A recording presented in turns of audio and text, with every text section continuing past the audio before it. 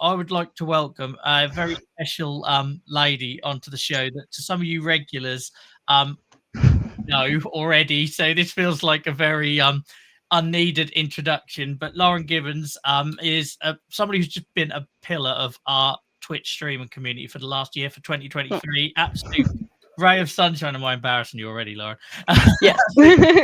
Absolutely. Like, so we don't get found by anyone over on Twitch. Twitch people are looking for people playing computer games and not looking for people making conversations about chronic illness. So when Lauren dropped in to say that they found us because of that, and they fitted straight in, it was really special. So guys, welcome in Lauren Gibbons, also known as Acquire in our Twitch community. Yes. How are you doing today, Lauren?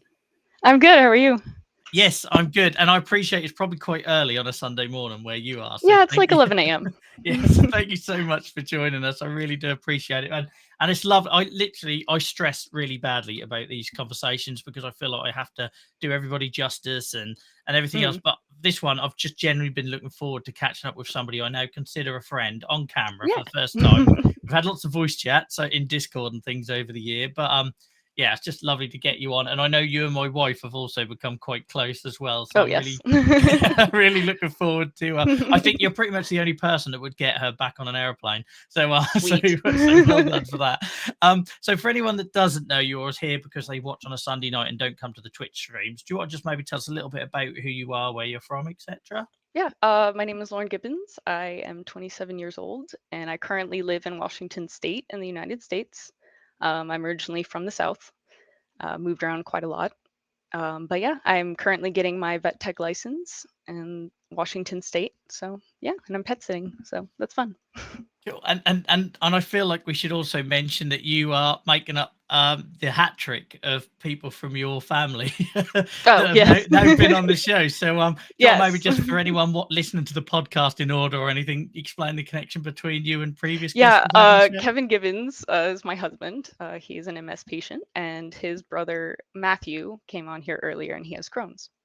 Super. So thank you, a massive thank you to the entire Gibbons clan for joining us and sharing their experiences. And I know that you probably are not been as comfortable or haven't maybe shared the story as much as other people we've had on the show and everything. So I really appreciate that. And I also I took that as like a little bit of a compliment to our community that you felt like it was a safe place to do that. And so thank you so much. Yeah, we're just having a chat. Yeah, so thank you so much for coming on, sharing, because I know when you first start doing that, it doesn't come naturally, and you know, it takes a long while for that to sort of I don't know, just get a little bit sort of the novelty to sort of wear off. So thank you for joining us. So I'm being perceived right now. So you're doing brilliantly. You're doing brilliantly. And just picture us like we're on Discord having voice chat whilst playing Minecraft like we would normally. That's all you need to worry about. So you're joining us tonight as an ulcerative colitis sort of patient. I don't like using the word patient, but I've failed to find a better one yet. But so do you want to maybe just explain, because we've had people, well, I think one of your relations recently talking about Crohn's. So before we get onto your diagnosis journey, do you want to just maybe tell us a little bit about what UC is and maybe how it differs from Crohn's, if you're able to? Yeah, ulcerative colitis is an autoimmune disorder that attacks the mucosal lining of your large intestine. It differs from Crohn's because Crohn's can attack your entire GI system. And sometimes it's hard to differentiate in the beginning, you know, if you have ulcerative colitis or if you have Crohn's. But so far, the rest of my GI system is okay. It's just my colon that's been affected. Okay. And from what sort of age did that start? How did you first sort of recognize it? I first got diagnosed at 18. It was my freshman year of college. So that was rough. Yeah. So yeah, I was just going to college, you know, eating college food, stressed out from schoolwork. You know, I moved far away from my family, didn't really have many friends, you know, and then just started bleeding one day from my rectum. That was fun. Yeah. And I was just going to say, it just stuck with me when you said about freshmen, because we've had that theme so many times, that age, around that age. I had my first major flare. I had arthritis as a kid, but it came back with a bang when I was like 18. And yeah, typically it hits at around 18 or like 40. Does it really? Yeah. And because it just, like I say, just being a complete layman, it just feels like a theme that comes up whenever we're talking about autoimmune diseases on here, that sort of 18 to 21 period where it's sort of, kicked off, and maybe we'll get into that because obviously the title of the show is about hinting Yeah. around stress and everything. So do you at the time, did you feel like there was anything that might have triggered it? Did it feel like it was completely out of I the blue, mean, or? I was, stressed from leaving home and, people I knew. I was alone. I don't do very well meeting new people, stuff like that. So, that came about. I was also having a little bit of PTSD from some childhood trauma as well. So that all was kind of bundled up together, and I was just not mentally doing well. And then that's when my bowels started going as well. And what was the sort of time period then before? Because that must have been terrifying. Like, I can't Yeah. imagine that isn't like your normal onset symptom that's like going to come on. It's going to cause alarm pretty much instantly, isn't it? Yeah, So it pretty much just came on quickly. It was like a month into freshman year, like it was like September, um, when I started bleeding and cramping a lot. I couldn't keep food down. I lost like 20 pounds over the course of like a month or two, like just couldn't keep food down. Um, and everything hurt. So I remember going to the ER, having my roommate drive me to the ER. Um, and they were like, "Oh yeah, there's a lot of bleeding." They didn't believe me at first because I'm a woman, so they were like, "Oh, maybe the bleeding's coming from the other end." And it's like, "No, I'm pretty sure I'm bleeding rectally. Like I know the difference." But they still had me go to the gyno and check and make sure that everything's okay there. So then I was finally able to see a GI doctor after that. Um, and it just happened very quickly. Went to a lot of different hospitals, had to go home for a bit, because I just kept bleeding and they couldn't stop the bleeding. Um, so yeah, so from September when I got diagnosed, I had my first surgery that December. So it was just months. okay. Yeah, it was very, very quick. Yeah. And that seems to be a theme. Because I know when we talked about Crohn's, that was similar, I Mm, suppose, because of the weight loss and everything else. It's like yeah, it's maybe treated a lot differently to somebody that's presenting with like an inflamed joint or something. So mm, I suppose at least you got the support. But I suppose going through that experience, if stress played a part, that must have just been fueling it, especially when you're being yeah, sent to doctors to sort of rule out other things because your mind yeah, just goes places, doesn't it? yeah, exactly. And Yeah. did you feel like there was then that escalation once that sort of investigation period started in terms of like because you were getting more stressed? Did it Yeah, present I mean, I worse? was definitely getting more stressed. I had to start staying in the hospital, which sucks. Have to be in there like a week at a time. I ended up having to have 3 blood transfusions Oh wow. because the first 2 didn't take. I just kept bleeding. So they did a scope and they're like, yeah, your entire colon is ulcerated. And they did biopsies in like November, I think. And they were like, yeah, it's precancerous at this point. So like you can either try to manage this some more or we can just go ahead and take your colon out. I was like, go for it. If I'm going to stop being in pain, stop bleeding, then might as well. And what age were you when you I had was that? 18 Jeez. and it was a 3-part surgery. Yeah. My first surgery was in December. Second part was in February. And then the third part was in April. And I did have to have a colostomy bag for those 4 months. Yeah. And how what did support look like whilst you were going? Because that's traumatic. That's not I mean, that's not a mind. Kevin and I actually we just started dating like in high school before that. So he was going to school in a different state. So that also added to my stress because, he was far away, couldn't help. He was doing finals and things like that. But I got a lot of support from my family. Um, Yeah. they were there to help pick everything up. Like I personally, I don't really remember too much from those months because I was just, trying to survive. Um, but yeah. That must, I can't imagine. And like obviously they were treating the physical. Did you have anything sort of like in terms of support for the mental side of trying to get your head around all of Um, that? Not really at that time. I just kind of was like, okay, like this is what I have to do, compartmentalize everything, throw in the back of my mind, like I have to do this. So I've had therapy since then, which has helped a lot, trying to work through all of that. But at the time, it was just kind of crazy and just trying to get through each day. And obviously we talk, you'll know from previous shows, we talk a lot on here about that whole holistic approach and joined up and multidisciplinary thing. And if it just feels like another example where that should kind of be offered hand in hand with the physical treatment, shouldn't Exactly. it? Yeah. To go through that at 18, not only with the symptoms you were having and how mentally difficult that must have been to process, because I can't imagine anyone handling that well, and like how terrifying that must be. And then the surgery on top of that, just mad that there isn't a okay, here's the physical treatment, here's the mental health Yeah. support. You need to Exactly. get Yeah. and then plus obviously we know if Kevin been on the show that he's got things he's dealing with as well. So Yeah. it sounds Yeah. you guys sound like you're really fortunate you've got that support network. I know distance was a Yeah. big issue there, but and how big a part did that support I know you touched on a little bit there. How big a part did that sort of support network play in getting you through all of that? And I suppose not Oh, just I that don't know what I months. would have done if it hadn't been for my family being there and everything. Because I'd have to spend at least a week in the hospital at a time, and by the third or fourth day, I was like, I don't even care if I'm alive tomorrow. Like, I just want to jump out this window. I don't want to be in pain anymore. Yeah. Like, I just don't care.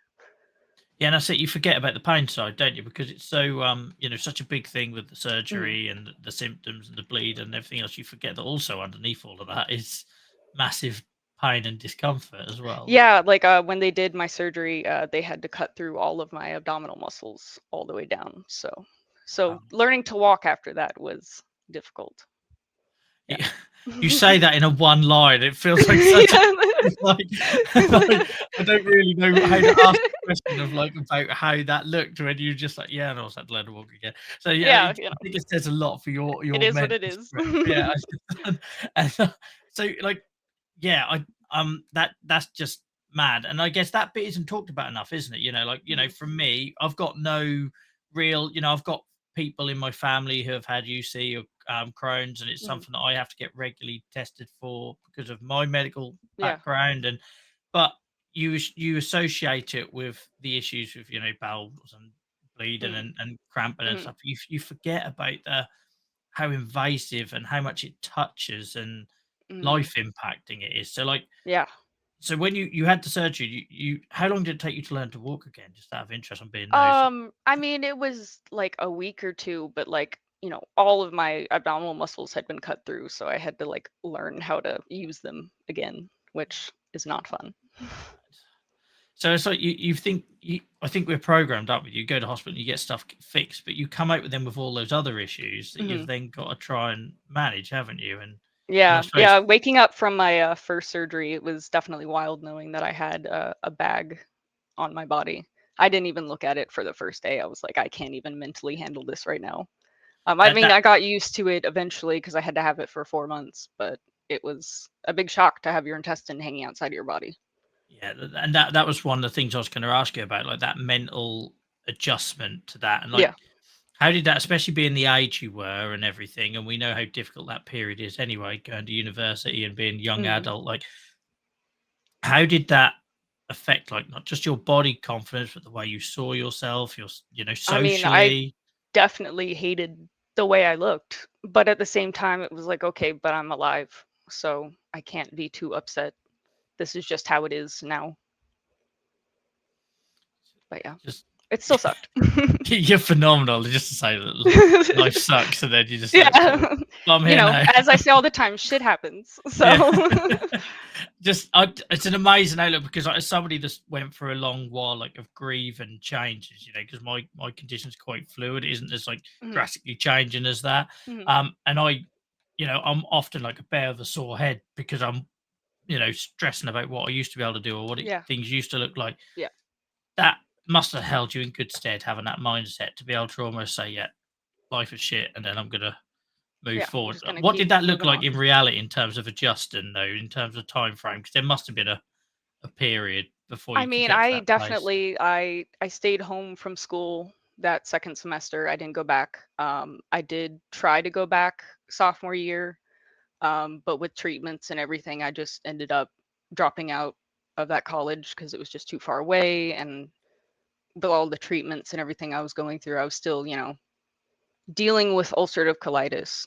I did have a total colectomy. I don't have the majority of my colon, But I do still have that little inch or two left of the rectum, so I don't have incontinence issues. Yeah. But that still has ulcerative colitis, so I'm still having to take medication to, kill that. Eventually, I might have to have another surgery and have to have a bag for the rest of my life. Yeah. But right now, treatment's going well. So. Okay. And yeah, and so you hinted there's still some stuff, but it's fairly well controlled, I suppose, Yeah. is it? Yeah. Yeah. And what does treatment look like for UC? I'm currently taking Entyvio, which is an intravenous infusion. So I have to go get an IV catheter every 8 weeks, and I sit at the hospital for like 30 minutes while the infusion's going, and then I go home. Okay. And does that cause any side effects itself, or is In the it fairly beginning, I would get very fatigued, but as I've had it now for 2 or 3 years now, and I'm fine with it. But I did get very fatigued in the beginning, just because it's a very powerful drug. Yeah, and I imagine with the condition being autoimmune as well, I imagine you get a bit of fatigue with that as well. So Hmm. again, Yeah, it's another thing that isn't talked about a lot. So is that something that's exactly. affected you? Yeah, brain fog, fatigue. Yeah, it's a Yeah, big thing. yeah, and yeah, people don't think beyond the sort of obvious with these conditions. So I think it's Hmm. important that we mention it. Um, so in terms of like, obviously, it sounds like it onset at a time when things were like really stressful for you, and then obviously you go through this massive life change and Hmm. health condition, which must only fuel that. Like, at what point did you start sort of, I suppose, putting two and two together about what the trigger might be, and also, I suppose, is there any other triggers that's worth talking about for anyone else that's Um, listening interested?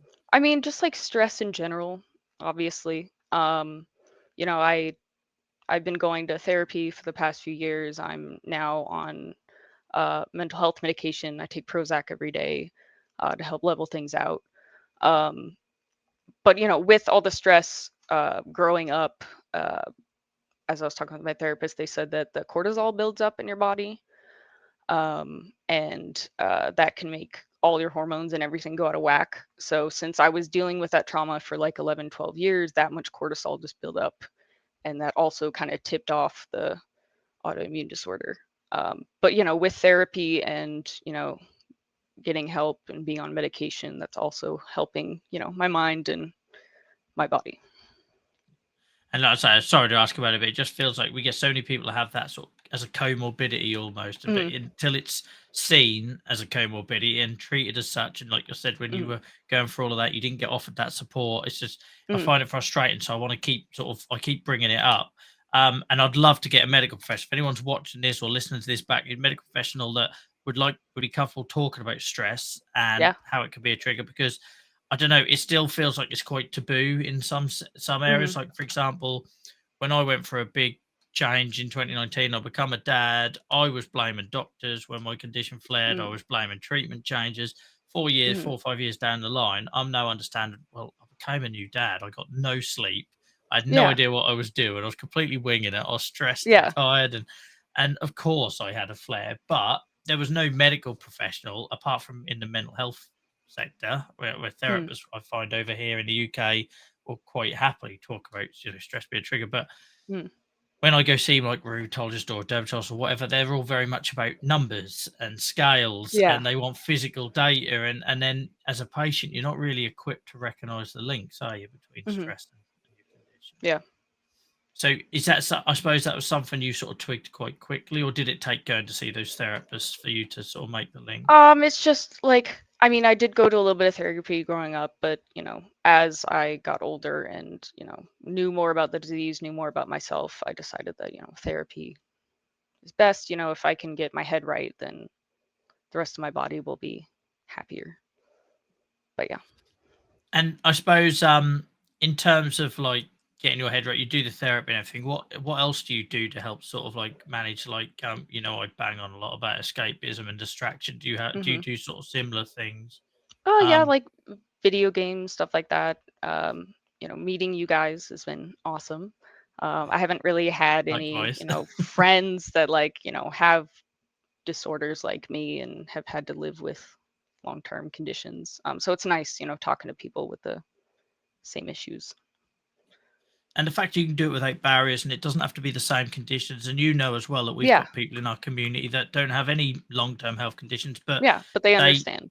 yeah, and they like it because they know it's like this non-judgmental safe space. And I'm going to clip this, Lauren, because like I say, I'm still every week having conversations with patient organisations and charities and various things, trying to get them to wake up to these sort of, like, some are better than others, obviously, but that whole peer support kind of thing. Because, like, you know, you can do radio campaigns and TV adverts and flyers and educational things, but for some of us, I don't know about, if you know, I'm not trying not to put words in your mouth, but like for me, I turn to these things because I want to forget about my condition Yeah. and be happy and have an hour out of my head.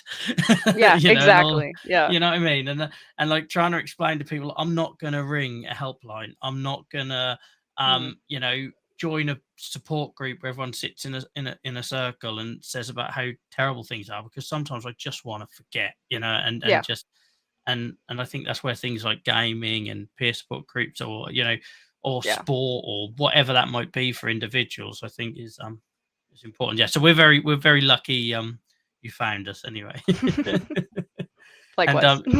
yeah, and like I say, it's reciprocal. There's like you know, you got help from me, but I know I got help from you. You know, there's times because Yeah. you've got a totally different outlook to me. I'm a you know, serial worrier.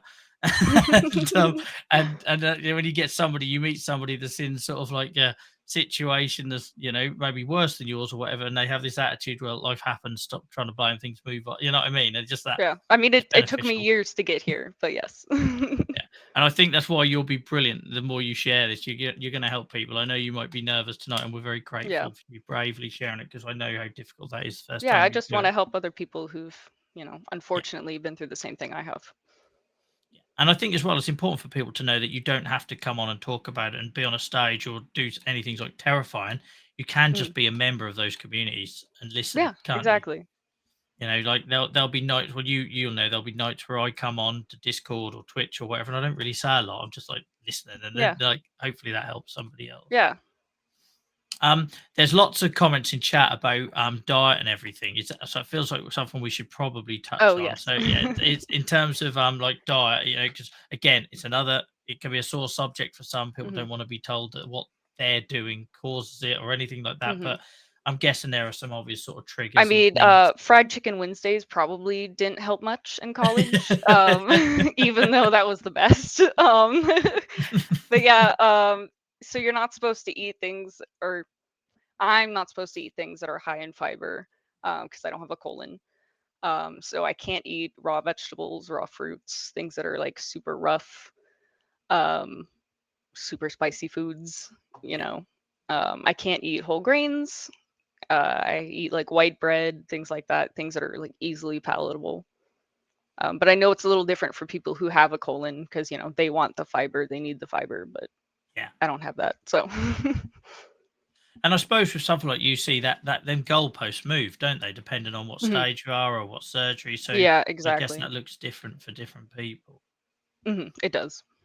And in terms of like lifestyle, I suppose, what's that changed, or how does that differ for you? Mostly just I have to be aware of a bathroom somewhere. Like I have to make sure that wherever I go there's a bathroom, because sometimes I don't know when I need to go and it just happens. And you know, I Yeah. I hate going out somewhere and like not knowing the bathroom situation. It's embarrassing. Yeah. Yeah, no, that's I can totally relate to that. Yeah. Trust me, like, it does. Yeah, and it plays on your mind. Also, it steals from the moment, doesn't it? That sort of Yeah. thing a little bit, because you know you go to a concert or travel or whatever, and if you've Yeah. got that sort of considerations to make, it's on your mind, isn't it? You know. Yeah. But at the end of the day, Um, it's like everyone has to go to the bathroom, so yeah. whatever. Again, that is such a great way of looking at it. It's like we all do it. So what? Yeah. Yeah, I know that. I might need to book a one-on-one session with you after this, Lauren, so you Okay. can coach me. I just have some Lauren therapy. How to not give a shit. Yeah, there we go. That sounds like a great podcast. There, like I can give you plenty of tips, and then you can do it better. Sweet. So I suppose, like, what is we maybe touched on a little bit, but like in terms of like outlook? You know, you're on these meds and they seem to be Mhm. working well, and everything's sort of hopefully sort of suspended where it is at the Mhm. moment. Um, do you get, like, this is being a little bit ignorant, like arthritis? Do you get flares and periods of remission, or I do. Thankfully, I haven't really gotten any since being on this new medication, but every now and then, I can get a little flare if I don't eat the right thing, or if I get way too stressed out. Um, but I'm pretty good at this point about knowing my triggers, and what I should stay away from. Alcohol, even, like, I can't drink very much. It just kills me.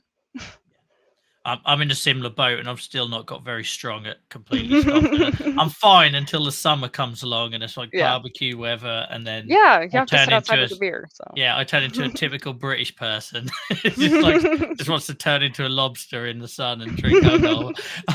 I'm working on that. But again, Good. that's that moderation thing, though, isn't it? Do you know what I mean? Yeah, Like, there's lots that it I really have is. given up, and there's some things that I feel like you need to, like, you know what, you can have a cheat day as long as you're aware of Mhm, it and you know it's a trigger, and you're willing to sort of work around and do what you need to do to minimize the sort of consequences of that. We're mhm, human after all.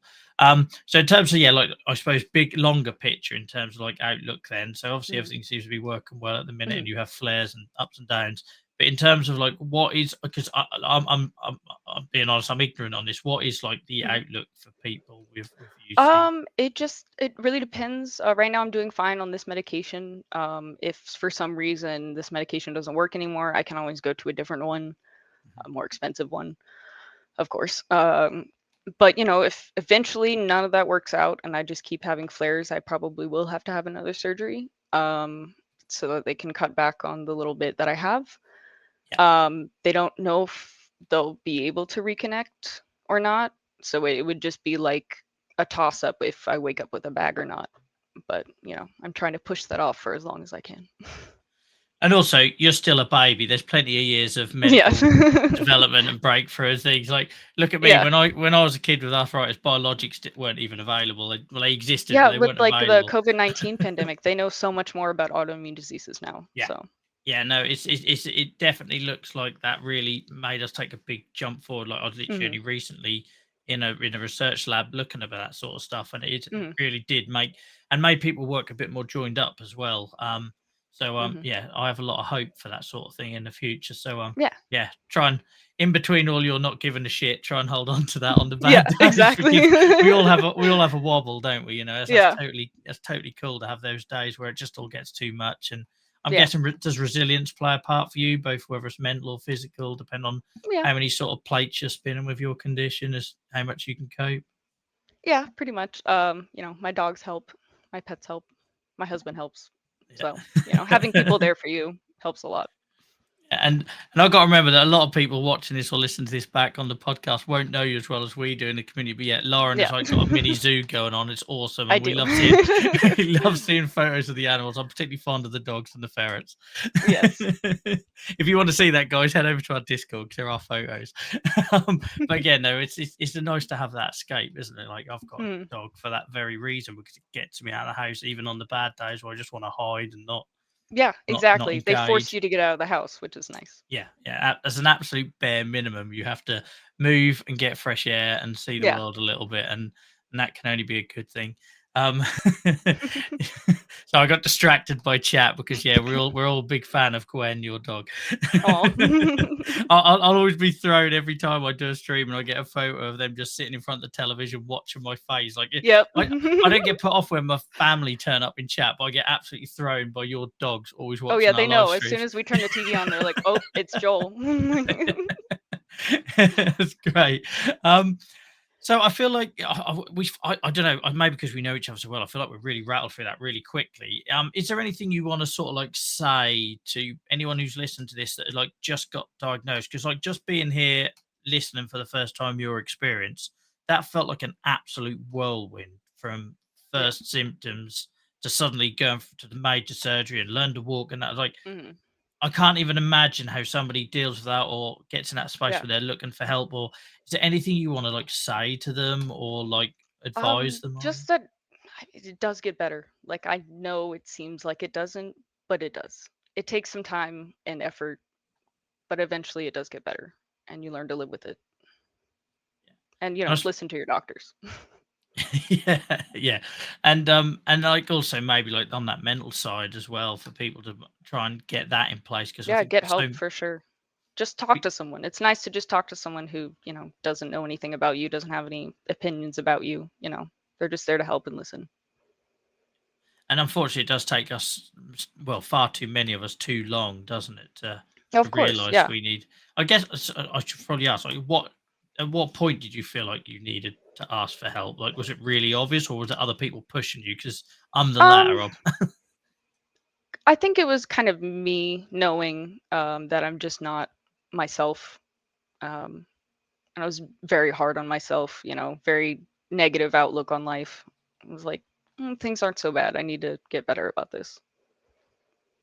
I can't even imagine a negative, Lauren. So yeah, from what from the person we know, then yeah, well done for recognising that. Though, because I say so many of us don't. I have to get to the place where I've got people literally forcing me to pick up the phone and go get help. So I think that says a Yeah, lot but about it's you. nice just to talk to someone who doesn't know you, doesn't know anything about you, and has no opinions or judgments or anything like that.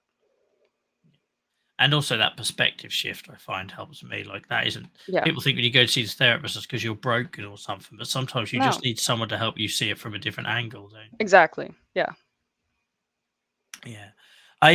So I feel like we should probably end by talking a little bit. I know we touched upon it earlier with us, like the peer support and the stream and stuff and that sort of thing. But like, yeah, we now found ourselves, from you finding us on Twitch to now we've had 3, including you, family members on the Chronic Pain Club talk show.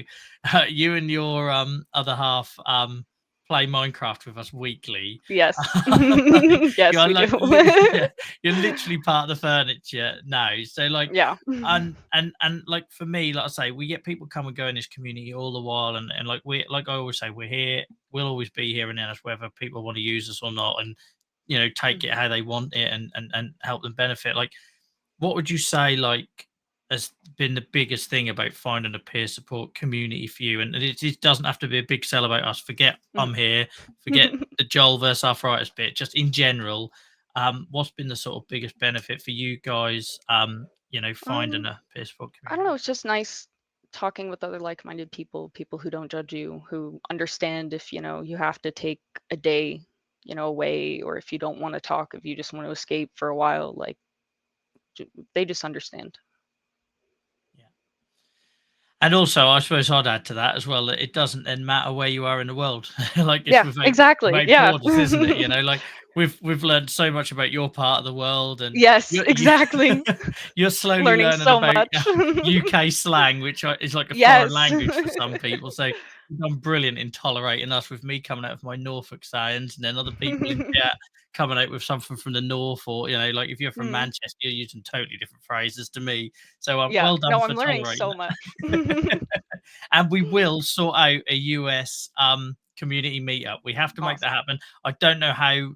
Nia Cheeks can need a lot of medication and therapy to get on a 10-hour flight, but we will sort something out, because anyone who's sort of listening to this or watching and not know what I mean, our community has got to the point now where it's so strong, and we all consider each other such good friends, that we've now just had our second community meetup. So the first one was in Norwich, which was my hometown. Last weekend we were in Birmingham, meeting up all the people in the Middle Country, and it wasn't just people in the Middle Country. We had people like Snuffle come up from London and other places. So sorry, Snuffle, I've just given away your location, and I hope that wasn't too top secret. And that small, really specific place of London. So it's just amazing. Like, when we started this a couple of years ago, if you said that we'd be sitting here with like people from all around the world in chat, talking to amazing people like yourself, Lauren, that I know consider a friend, who I wouldn't think twice about picking up the phone or jumping on Discord with if I needed support or ask you something, or to vent. Likewise. I just think that's really special. And then for us to then start doing that as real in-person physical connections, it's just, I think that's phenomenal, and it's the strongest part of our community, and we'll make it happen. As Kevin's put, Vegas would be incredible. That would, Yes, come down to that Green Day concert. Yeah, I must admit, I was working on the basis when I said that the Green Day would do a world tour with that. But yeah, Vegas. I might have to get near cheeks to sort of travel around Europe on a plane first before I say there the you go. far side of America. But we'll sort something. We'll sort something. Just give her some Benadryl. I'm sure it'll be fine. Yeah. Well, just for our honeymoon, like, I don't know if she's going to thank me for sharing this, but just for our honeymoon, she had to get some medical assistance, shall we say, to get on the plane. And I've never seen somebody manage to talk to half of the plane in a 2-hour flight. Like, literally, amazing. I think those people were all best friends by the time we got off. So we obviously agreed with her. That's awesome. So, guys, I think I'm going to let you go just because I'm conscious that you spend a lot of time with me anyway, and I'm bored of my own voice. So how bored you must be by this point. I just want to say on behalf of everyone watching, and we had some incredible numbers watching as well tonight, and I'm sure the podcast will equally reflect that. Just a massive thank you for sharing that, because it's not, it's not like you're coming on as somebody with a condition that people can relate to, like maybe, I don't know, chronic migraines or something, not to do any disservice. To share what you're sharing, a condition that's quite sort of intimate and traumatic, and all the stuff that you've been through. And I know you were quite nervous ahead of tonight because this isn't like a thing that's natural. You literally couldn't guess, Lauren, that you were. Thanks. You were brilliant, and yeah, it was just like two friends chatting as it should be. So thank you so much for joining us. Where can people find you? Or you got any sort of final thoughts you want to give to the audience? No, I mean, you can find me on Instagram or Discord. I'm happy to chat with anyone. If you have UC, you don't have UC, Brilliant. You just need a friend. And that pretty much sums up our community, doesn't it? We don't really care whether you've got a condition or not. If you want to sort of support other human beings. If you're a decent person, then that's it. Yeah. And guys, if you're watching this or listening to it back on the podcast, head to my links in any of my bio anyway, in the podcast notes or wherever it is you're listening or watching, and you'll find a link to our Discord where you'll find all these awesome human beings from the Gibbons family that have all been on the show now. I feel like we should probably say, right, everyone else in the Gibbons family can relax. I'm not going to come calling to get you on the show. Yeah, the Gibbology is completed. Yeah, it is now finished now. So everyone can stand down and just breathe. It'll be absolutely fine. I'll find another family to pick on. But yeah, very much massive thank you, Lauren, for sharing your story tonight, and also for the guys that came before you as well. Like, I genuinely appreciate you opening up. Just massive thank you. And enjoy the rest of your evening. I might even speak to you later on today if I'm over on Twitch. See you on Minecraft. Yes. Brilliant. Thank you so much for joining us, Lauren. All right. Bye. Bye-bye.